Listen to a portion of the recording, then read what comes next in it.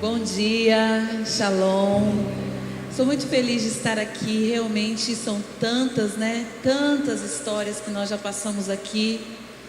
Me lembro claramente a primeira vez que eu vim aqui, não nesse lugar, mas aqui em São Gonçalo, e tudo que Deus fez naquela época. E a gente foi caminhando, nessa passada. Depois eu quero até pedir ao meu marido para vir aqui orar, porque quantas vezes você me liberou, para eu estar aqui, quantas vezes você veio comigo. Nós tínhamos crianças pequenas, minha filha que vinha aqui, que era criança, tem 26 anos agora, e aqui era até recém-nascida, 19, foram tantas histórias, tantas revelações, tantas palavras proféticas, quantas coisas o Senhor falou, quantas coisas o Senhor determinou, Nós já oramos tanto juntas, juntos, já liberei tantas palavras, Luciana? Tantas palavras proféticas, tantas revelações, quantas vezes, o Senhor, aqui nesse ministério, quando eu falo aqui, não nesse lugar, mas no ministério, em outros lugares onde eu estive, todos os outros lugares eu estive, desde o primeiro até chegar aqui. A primeira vez que eu estou pregando aqui, mas a apóstola me trouxe aqui para conhecer, e a gente orou aqui quando estava construindo.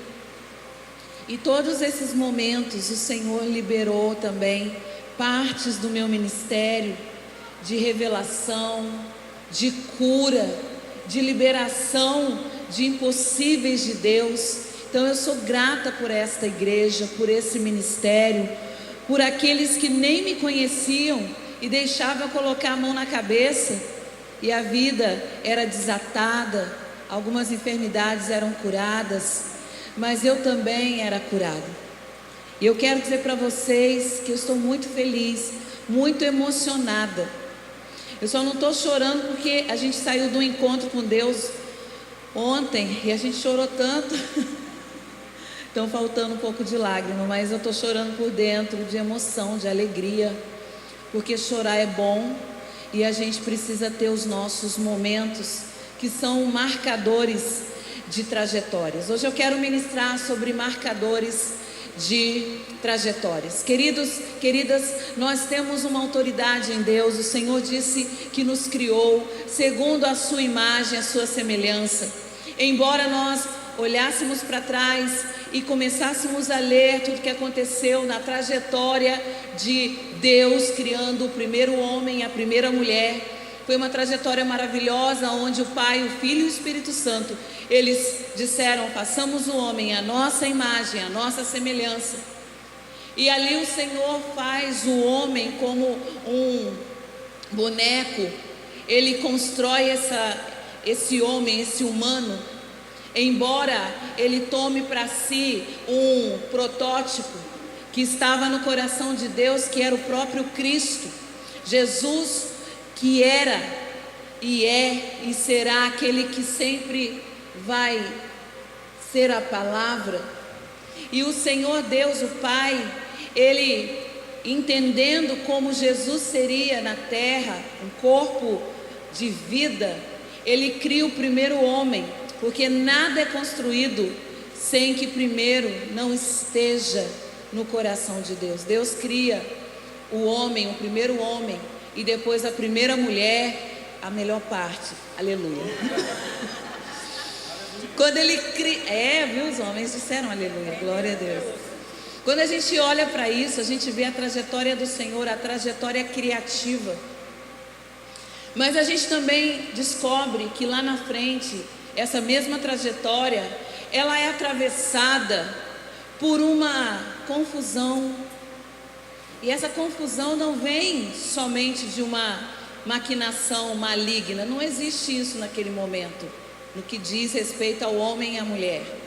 Não estou falando da serpente, mas o que diz respeito à nossa humanidade, porque nós somos pessoas, embora alguns que são neurocientistas, inclusive eu tenho um professor na faculdade que fala sobre isso, ele diz que nós não temos livre-arbítrio.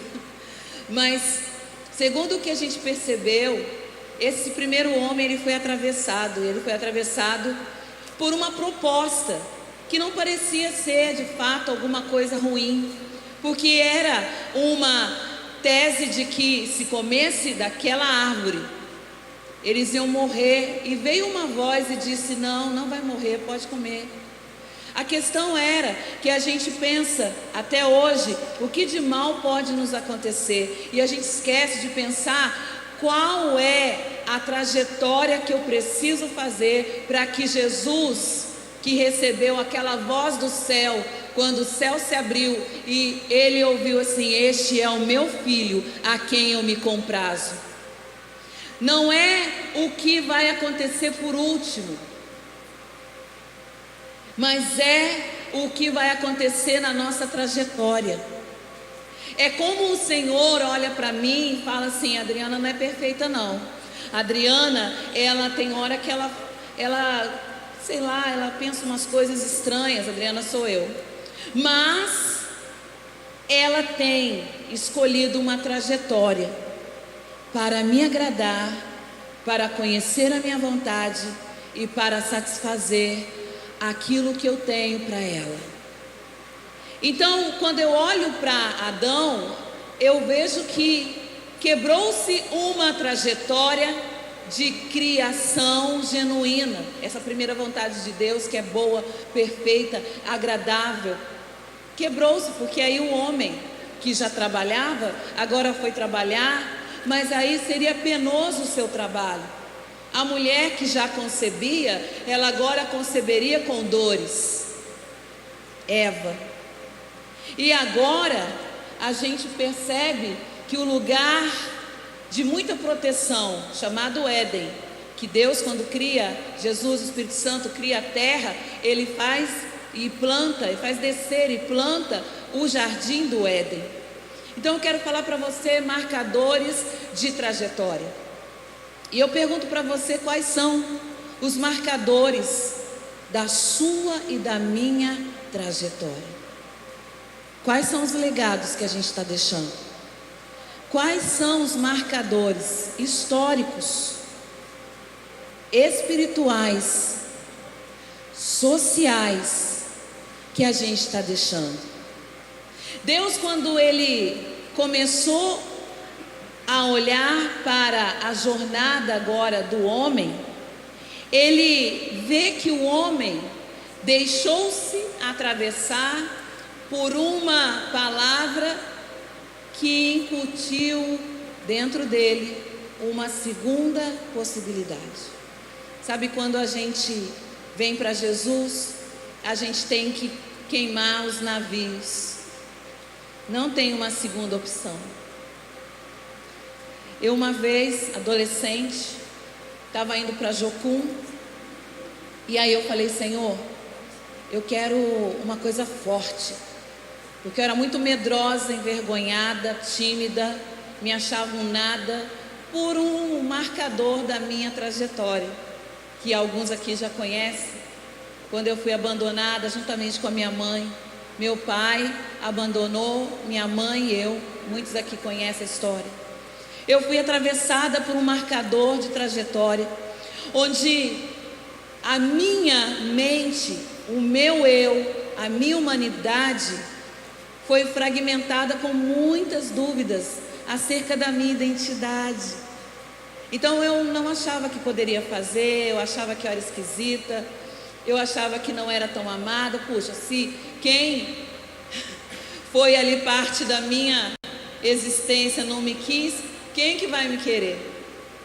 São mentiras, são sofismas, são altivez, são palavras que são liberadas, e elas vêm não no nosso espírito apenas, mas vêm na nossa mente racional, e a gente começa a racionalizar e raciocinar, pensando que nada pode mudar isso.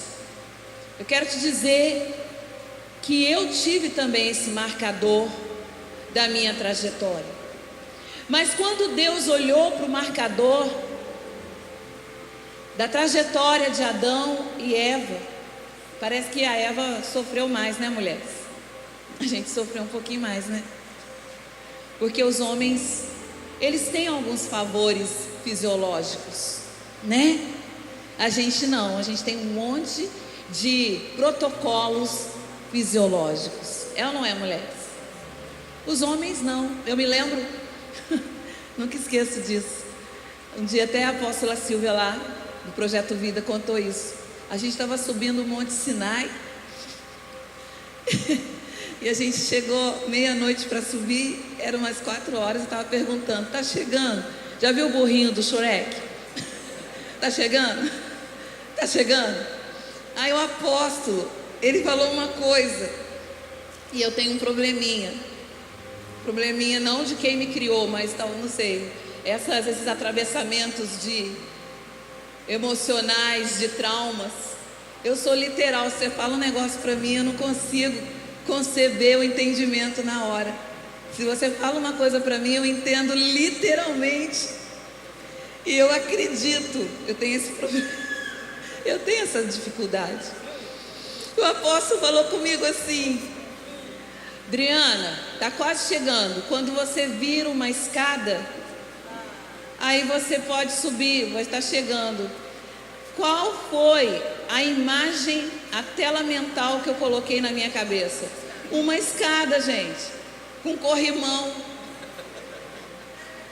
E eu estou procurando a escada, só que era uma montanha, gente. E era cada pedrão assim, ó.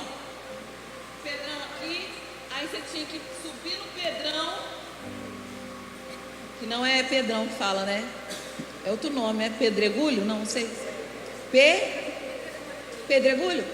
Aí você tinha que abrir bastante a sua perna para subir no segundo, no terceiro, até você subir no topo do Sinai.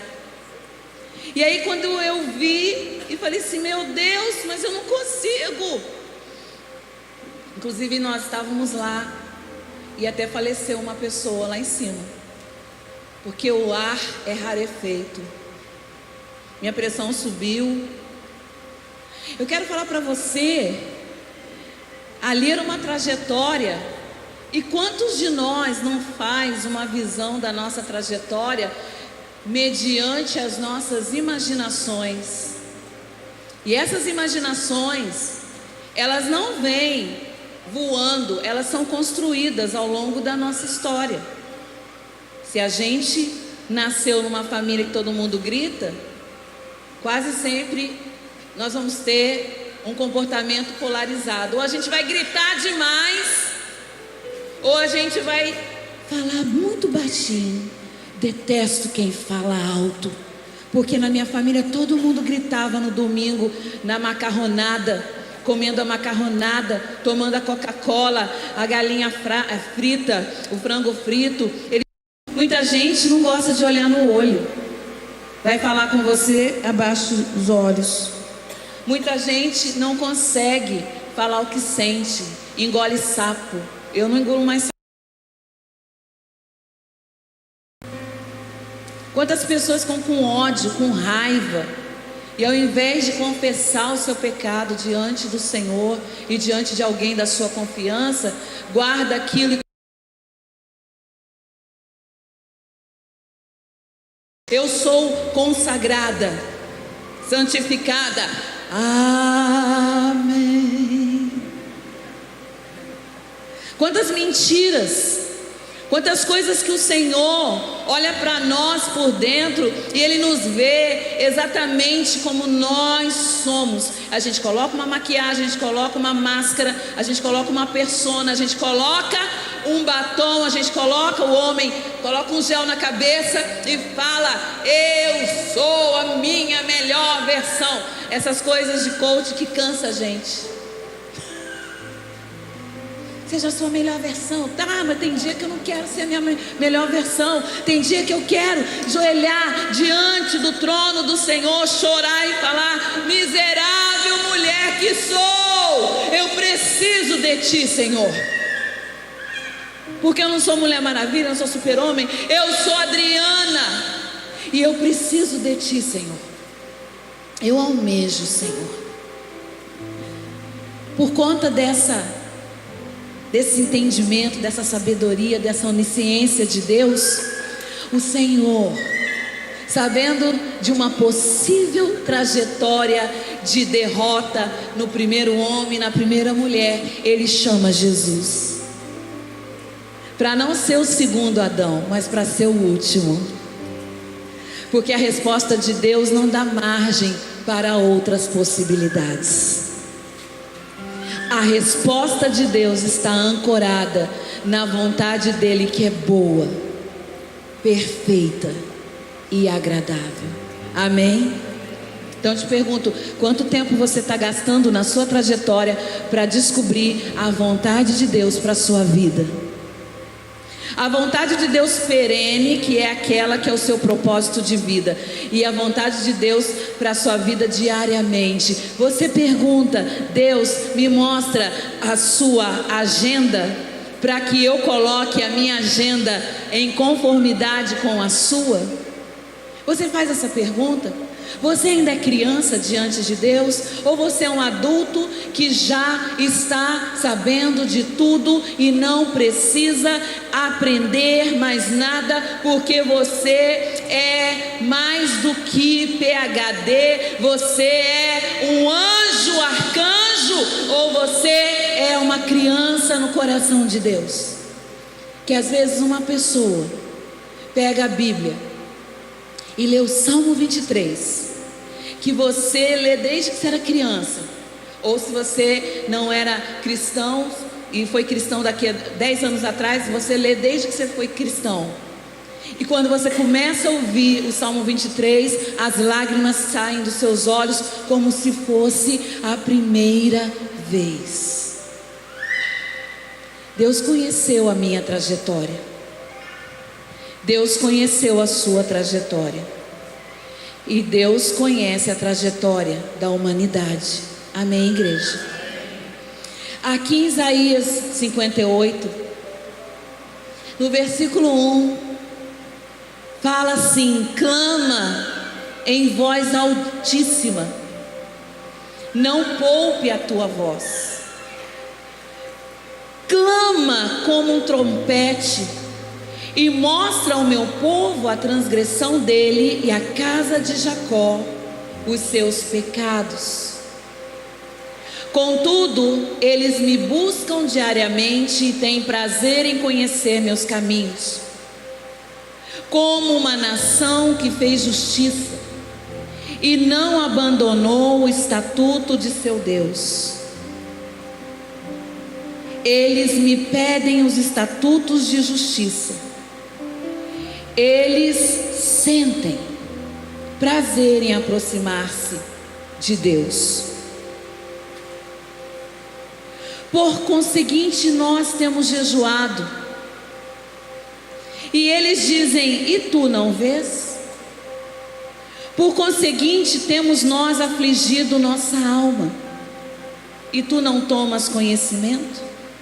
Eis que no dia de vosso jejum, vós encontrais vossos próprios desejos e extorquis vossos trabalhadores. Eis que vós jejuais por rixa e discussão e para afligir, como o punho da perversidade. Vós não jejuareis como fazeis nesse dia, para fazer a vossa voz ser ouvida no alto. Nós já fomos assim, amém? Em algum momento da nossa vida, nós já jejuamos para mudar a opinião de Deus, quando o jejum era para mudar a nossa opinião. Nós já subimos um monte para Deus nos dar aquilo que Deus não havia designado para nós, e a gente ficou contendendo com Deus, e muitas vezes colocamos Deus, se pudéssemos fazer isso, mas na nossa imaginação a gente colocou Deus na parede. Quantas vezes a gente questionou Deus: por que o Senhor não me ouviu? A bênção estava aqui do meu lado, era para mim, o Senhor deu para fulana. Isso literalmente aconteceu comigo. Antes de eu ir viajar para as nações, eu via as pessoas, eu colocava a minha cabeça debaixo de muitos missionários que iam às nações. E tinha alguém ali do meu lado que nem falava assim: Deus me livre, eu nunca vou para essas nações, eu gosto daqui, eu não gosto de viajar. Deus vinha e levava essas pessoas, e eu que queria tanto ir, nunca ia. E uma vez eu falei: tudo que eu quero só está dando para o outro. Nós em algum momento já fomos assim tolos, mas Deus, olhando a minha e a sua trajetória, a trajetória da apóstola, dos pastores, dos líderes, o Senhor nunca se firmou em nossas trajetórias humanas e tolas. Amém, igreja?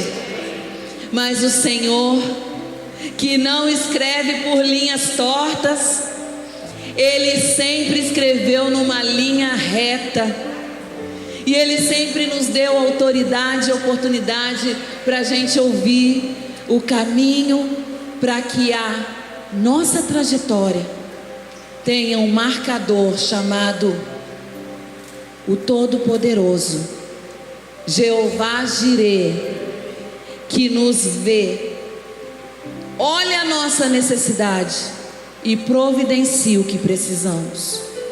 Aqui em Isaías 58, no versículo 5 diz: é este jejum que eu tenho escolhido? Não. Que o homem se aflija, se culpe? Não. Se curva como um junco, coloca pano de saco. Chamarás tu isso de jejum e dia agradável, aprazível, aceitável ao Senhor? Não, não é esse. Mas eu escolhi o jejum de soltar os grilhões, aquilo que nos prende, romper os traumas, tirar a palavra que foi liberada na nossa infância. Casamento não vai dar certo, igreja é dar dinheiro para o pastor, mulher tem que ser mandona, homem tem que colocar a mulher no lugar dela, a mulher tem que estar com o pé atrás com o marido. Deus é bom, mas qualquer coisinha que você faz, Ele te fulmina. Acreditar nas pessoas? Não. Quando a gente acredita nas pessoas, a gente vai ser muito decepcionado. Não. O jejum que o Senhor disse é desfazer as pesadas cargas e permitir ao oprimido ir livre, e que vós quebreis todo o jugo. É distribuir o teu pão ao faminto. Esses dias eu estava pregando na igreja, e um homem morador, não, a gente não fala mais morador, né? Situação de rua. Ele estava lá, foi levado pelo menos 10 vezes. Uma pessoa que é da igreja chamou ele para ir ao culto, e ele nunca ia. No dia que eu estava pregando, ele apareceu e ele quis receber a Jesus como Senhor. E aí o rapaz que é da igreja levou ele. Só que eu estava fazendo uma dinâmica com a igreja, pedi para apagar as luzes. E eu sou uma pessoa que preciso muito ser trabalhada. Quando a coisa não sai do meu jeito, eu fico toda irritada por dentro. E aí eu faço uma cara assim. Isso é máscara, igreja. Pastora, você é assim? Aham. Mas eu peço perdão ao Senhor e falo: desculpa, Senhor. E aí o Senhor fala: então agora que você pediu perdão, eu falo: desculpa não, peço perdão. Perdão, Senhor. Agora você vai parar com isso. Mas aquele dia eu não estava esperando, e ele chegou, ele começou a falar: eu quero receber Jesus, todo sujo. E eu estava na dinâmica, tinha apagado as luzes, estava tão bonito. E eu pedi para todo mundo acender o celular, ficou bonito. O homem veio e atrapalhou tudo. Aí você fala: nossa, que carnalidade. É sim. Que triste, né? Quando nós mesmos, fazendo de pessoas como nós nossos próprios ídolos. Nós somos humanos. Só o Senhor é Deus e não há outro. Por isso que a gente tem que continuar, mesmo quando alguém nos decepciona, porque não tem a ver com a pessoa. A nossa luta não é contra a carne, não é contra o sangue. O nosso amor está voltado para aquele que nunca, nunca, jamais vai nos decepcionar. Ele você pode, eu posso confiar, amém? E eu estou numa fase que eu estou desfazendo muita gente que tinha uma coisa comigo, eu estou desfazendo tudo isso. Eu sou normal, sou pessoa. Dá glória a Deus. E depois que eu fiz isso, eu fiquei liberta e curada de muitas doenças e muitas enfermidades. Eu emagreci e tem gente falando que eu estou até bonita.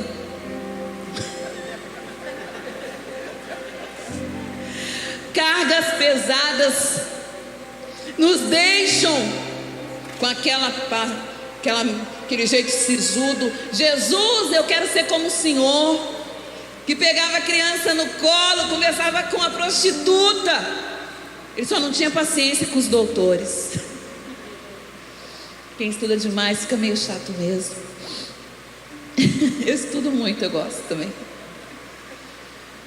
Quando o Senhor diz assim, que a gente precisa tirar o oprimido, aquele homem começou a gritar. Aí eu parei tudo e falei: pois não, com meu sorriso de pastora, eu quero receber Jesus. Eu moro na rua. Ah, o senhor é de situação na rua. Ele não quer saber se ele é de situação ou se ele mora, só que ele estava na rua e estava chovendo muito. Ele falou: inclusive eu moro na rua e está chovendo uma semana. Eu pensei assim: eu não tenho nada a ver com isso, mas o Senhor falou: você tem tudo a ver com isso. Aí eu falei: tá, então. Aí fiz a oração de confissão. Outros homens foram também, aceitaram a Jesus. Só homens aceitaram a Jesus. Eu falei: o Senhor está querendo falar alguma coisa comigo. Amém. Terminou aquele momento, eu falei assim: espera um pouquinho quando terminar. A gente terminou o culto. Quando terminou, fui falar com ele. Ele falou assim: eu já vi um quartinho para eu morar, mas eu não tenho dinheiro, não sei o que. Eu falei: tá bom, amanhã a gente arruma isso para o senhor. No outro dia nós fomos lá, pagamos. E ele foi para o quartinho, ficou lá no quartinho, 2 meses no quartinho. Várias pessoas me mandaram direct no Instagram, um monte de mensagem no WhatsApp. Gente me ligou falando comigo: pastora, você está sendo feita de boba. Esse homem ganha o LOAS, ele ganha isso, ganha aquilo, ele tem dinheiro para pagar esse quartinho R$300, R$50 a água e luz, e um monte de gente, tudo da igreja.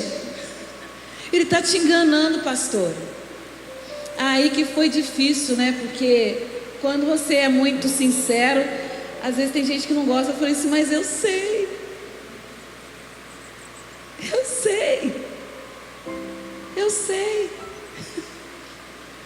Pastora, mas você sabe, você podia colocar ele no albergue. Eu falei assim: eu sei. Eu sei que ele está me enrolando. Mas eu perguntei para o meu marido deixou. Mas eu quero fazer isso por ele. O que tem? O dinheiro é meu. Na verdade nem era meu, porque todo mundo que ficou sabendo que é um povo igual a mim, falou assim: eu vou te ajudar. E todo mundo me ajudou, a gente ajudou, deu um monte de coisa para ele, um monte de coisa. Aí anteontem, na sexta-feira, uma pessoa falou comigo: pastora, a pessoa acabou de chegar lá na igreja, fala para a pastora que esse rapaz está enganando ela. Eu falei assim: fala para ela que ele já até construiu a casinha dele. E fala para ela que meu marido já foi o primeiro a falar comigo. Adriana, você sabe, né? Eu falei: eu sei, amor. Porque a gente sabe. Sabe quando você começa a fazer o jejum escolhido de Deus? É ser bobo? É deixar os outros te usarem? Não, é ouvir a voz de Deus para uma situação muito específica. Claro que eu não vou sair dando casa para todo mundo. Se eu pudesse, eu faria isso. Mas naquele momento o Senhor falou especificamente para mim. E aí eu falei assim para ele: por favor, não fale para ninguém sobre isso. Eu falei para ele: quando você disser que você está morando num quartinho, fale que foi a igreja que fez isso. Ele aprendeu a lição na quarta-feira. Isso foi uma quarta ou um domingo que eu preguei. Na quarta ele estava lá no culto, eu não estava, porque eu estava na faculdade. E aí todo mundo me mandando mensagem: pastora, dá uma olhada no YouTube, no culto. O apóstolo está lá fazendo o chamado para as pessoas aceitarem a Jesus. Ele chega, porque ele não é mole não, tá? Ele tem 65 anos, ele não é mole não. Ele é todo empinadinho assim, todo entrão. Aí ele chegou, olhos azuis. Aí ele chegou. O apóstolo falou assim: o senhor quer aceitar Jesus? Não, eu quero dar um testemunho. Aí o apóstolo foi e deu o microfone para o homem falou. O homem pregou, gente. Essa igreja me deu um quarto. Eu estava dormindo na chuva, o rato passava do lado e eu tive tuberculose. Aí a gente fala: ai meu Deus, tuberculose. E agora eu estou no quartinho, porque a igreja, ela viu a minha situação. Eu vim aqui um dia, no outro dia eu já dormi no quartinho. Igreja, fale comigo, se você puder. É chato isso, né? Mas fale assim: o jejum que o Senhor escolheu para mim é permitir ao oprimido ir livre e quebrar todo o jugo, distribuir o pão ao faminto, levar o errante a uma casa, e quando vir um homem nu, o cobrir, e não nos escondermos do nosso irmão. Querida igreja, então se irromperá, então brilhará a nossa luz como a alva, e a nossa cura brotará de repente, e a vontade de Deus, a justiça irá diante de mim, de você. A glória do Senhor será a nossa retaguarda. Então o Senhor te chamará, o Senhor te responderá, e o Senhor dirá assim: aqui eu estou. Quando eu clamar ao Senhor, quando eu chamar o Senhor, Ele vai falar logo: eu estou aqui pronto, Adriana, eu estou aqui pronto, Silvia, eu estou aqui pronto, Kleber, eu estou pronto. Porque você é imperfeito, Adriana. Você é imperfeito, Elcio. Você é imperfeito, Silvia, Kleber. Vocês, Dudu, pastor Dudu, vocês são imperfeitos. Mas eu tenho olhado para vocês e eu tenho sentido alegria e prazer. Eu tenho olhado para você, Silvia, e eu sei do teu coração. Eu sei que você não queria essa trajetória. Eu sei que você queria ter ficado quietinha, mas eu me alegrei com o teu sim. É isso que faz ser um marcador da minha e da sua trajetória nessa terra.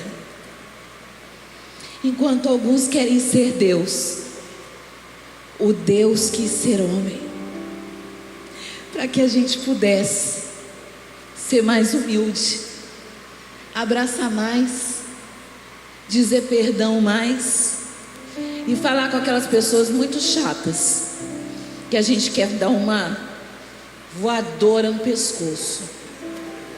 A gente quer fingir que não vê. A gente quer passar por outro lado da rua. Aí o Espírito Santo fala assim: vai lá. O que é melhor? A parábola do filho, que quando o pai chamou para fazer o trabalho na seara, e o filho falou: pode deixar, pai, estou contigo, pode me chamar cedo. Ou outro que disse: não vou, eu não quero, não estou com vontade. E pela madrugada o pai chega e chama o filho que disse prontamente que iria. E o filho fala: não vou acordar. E o que está deitado, o imperfeito, o que não é o padrão, né? Sente lá dentro do coração, fala: puxa, eu falei que não ia porque meu irmão ia, mas eu não vou deixar meu pai. Pai, estou indo. Qual é a inclinação do nosso coração? Eu sei que hoje é festa, mas não é na festa que a gente refaz o coração. É quando a gente consegue olhar para dentro que a gente faz as maiores mudanças e transformações da nossa vida. Queria convidar você a ficar de pé, em pé. Eu gostaria que você colocasse a mão no seu coração, por gratidão a esse Deus, que mesmo conhecendo você e eu como somos, sabendo Ele que Adriana é uma bênção, todo mundo diz, mas Ele conhece o meu íntimo, Ele sabe os meus momentos. Quero chamar meu marido, pastor Elcio, que ele vai orar por nós. Sabe, queridos, quando você conseguiu alguma coisa na vida, alguém estava de joelhos orando por você. Por exemplo, eu sou muito grata pelo meu marido, porque todas as coisas que eu quis fazer, meu marido é um homem à frente do tempo dele. Ele sempre me deixou fazer as coisas, estudar, fazer faculdade, fazer pós-graduação, fazer faculdade de novo. E quantas vezes ele ficou com as crianças, até para vir aqui para essa igreja lá, quantos anos atrás? Pelo menos 20 anos atrás. A minha filha tinha 6 anos, a mais velha. A mais nova nem tinha nascido. Quantas vezes eu deixei bebês com ele e vinha para cá e ficava às vezes 2 dias, né? A gente precisa olhar os marcadores da nossa trajetória. Ore por nós. Aleluia. Feche seus olhos. Pai, te agradecemos, ó Deus, por esta manhã tão abençoada na tua presença. Te agradecemos por esta palavra, Senhor, que nos leva, Deus, a refletir sobre o nosso chamado, sobre a nossa trajetória e toda a história, Senhor Deus, que o Senhor tem escrita para cada um de nós. E aprendemos, ó Pai, que desde o ventre da nossa mãe, desde a nossa formação, o Senhor tem uma história para cada um de nós. Muitos se desviam, ó Pai, dessa história, muitos saem desse trajeto, mas também há aqueles que voltam ao caminho. Há aqueles que dizem: eis-me aqui. Inclusive o profeta Isaías, numa das passagens, quando ele recebe aquela visita do Senhor, e ele diz: eis-me aqui, envia-me a mim. E nós estamos aqui hoje, Deus, nesse dia de celebração. São 20 anos de histórias. Eu sei, ó Pai, que muitos aqui têm uma participação muito intensa nessa história. Eu sei que muitos aqui, ó Pai, deixaram literalmente o seu suor aqui nesta obra e em todas as fases desse ministério. Há aqueles que estão desde o início, há aqueles que estão, ó Pai, há pouco tempo se decidiram, há aqueles que estão aqui visitando, celebrando, porque tem essa comunhão com este ministério. Mas a tua palavra, Senhor Deus, a tua palavra, ela fala forte aos nossos corações nesta manhã, e nós nos voltamos, ó Pai, ao Senhor agora, para que a tua misericórdia seja para conosco, para que não falte em nós, ó Deus, a sensibilidade espiritual para ouvir a tua voz e atender, ó Deus, aquilo que o Senhor quer, a tua vontade, em nome de Jesus. Então a nossa oração nesta manhã é que a tua vontade se faça em nós, ó Pai, e nós possamos ter, ó Pai, o mesmo comportamento de Cristo, ó Deus, que se submeteu à tua vontade, matou a sua carne e fez aquilo que ele foi proposto a fazer. Ah, Deus, em nome de Jesus, ensina-nos, ó Pai, a olhar com os teus olhos, a falar, ó Pai, como o Senhor deseja que nós falemos. Que não prevaleça a nossa vontade, mas prevaleça a Tua vontade, porque se assim acontecesse, ó Pai, até mesmo essa igreja não estaria contando essa história. Obrigado, Deus, porque a Tua serva disse sim ao Senhor. Obrigado, Senhor Deus, por ter usado ela, o esposo que não está mais, mas que teve esse sonho e desejou isso. Obrigado, Senhor Deus, por ter enviado pessoas fiéis que permanecem até hoje, e contudo, não só com sua vida, mas com seus bens, ó Pai, com os filhos. Alguns que nós víamos tão jovens, hoje já são casados, já têm filhos, é uma família, é uma história que se constrói neste lugar. Eu te peço em nome de Jesus, nesse ambiente de festa, de celebração, que o Senhor toque em nossas vidas, para que não desistamos, ó Pai, não desistamos do projeto que o Senhor tem para nós. Cada um aqui tem o seu projeto, cada um aqui tem o seu chamado. Pai, em nome de Jesus, em todos os lugares que o Senhor nos acionar, que sejamos usados pelo Senhor. Em nome de Jesus, que a nossa boca seja uma boca profética, Deus, que nós tenhamos visões, ó Pai, e todos os sonhos desta igreja, eles têm sonhos, eles têm propósitos, projetos, eles têm motivos de oração e jejum, que todos eles aconteçam segundo a Tua vontade, para que este lugar seja uma referência, Senhor, não apenas para engrandecimento, não, mas para a honra e glória do Teu nome, possa fazer diferença. Porque se formos olhar, ó Deus, quantas igrejas, ó Deus, no trajeto que fiz para cá, quantas igrejas vi abertas, todas são abençoadas e têm o Teu sim. Mas nós sabemos, ó Pai, que estamos aqui, se estamos aqui, o Senhor plantou este lugar, foi profético, nós pisamos a planta dos nossos pés aqui, e nós sabemos que nós estamos num terreno próspero. Deus, obrigado, Deus, e que o Senhor possa usar cada um, mesmo aqueles que visitam, mesmo nós, ó Pai, que vamos voltar para a Volta Redonda.